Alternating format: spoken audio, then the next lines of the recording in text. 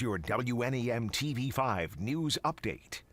Good afternoon, everyone. I'm Blake Keller. Here's a look at the top stories we're following. 150 schools across the state will receive a total of $10 million in school safety grants. Governor Gretchen Whitmer says the grants were awarded to 57 local school districts, 14 intermediate districts, 40 non-public schools, and 39 public school academies.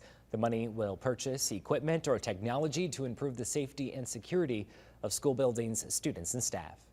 Governor Whitmer also vetoed a bill that requires voter registration applications to include a statement that says it's a felony to try and vote more than once in the same election.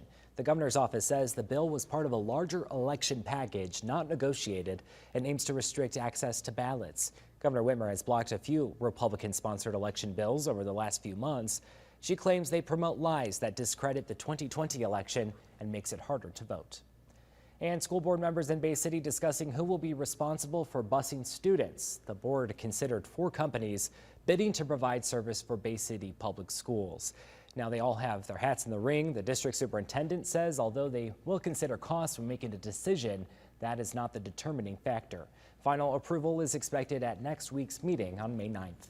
All right, here's Matthew. He's tracking the latest in your forecast. Thank you, Blake. We do have that rainfall pretty widespread at this lunch hour. That's going to continue for the majority of the daytime today, but we'll start to see this rain slowing down, especially later on this evening and eventually coming to an end for tonight. But your first 1.5 pinpoint Doppler just showing how much rain we still have moving into the lower peninsula and even some pockets of more moderate to even heavy rain at times as well. Now your first 1.5 hour by hour just shows that rain moving through the area, starting to break up again closer to that evening drive or your dinner time today, but there will still be a few showers around the area, and then those will just continue to break apart even more as we head into the later evening and eventually the overnight. By around midnight is when the last of these showers should start to make an exit out of the area. So by Wednesday morning, we're all dry, no rain or showers falling. Roadways will still be wet, and then the clouds actually clear out pretty quickly by the early afternoon on Wednesday. So Wednesday afternoon looking much brighter than the start of the day. As far as that rainfall goes too, still on track to total to around 1/2 of an inch to an inch from the Tri-Cities and south, 1/4 to 1/2 of an inch up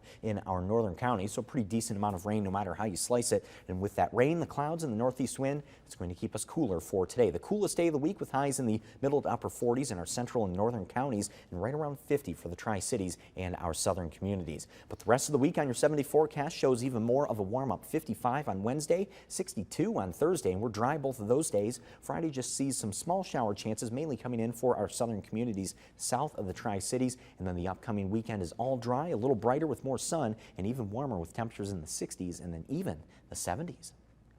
Remember to tune into WNEM TV5 on air and online 24/7 for the latest news, weather, and information.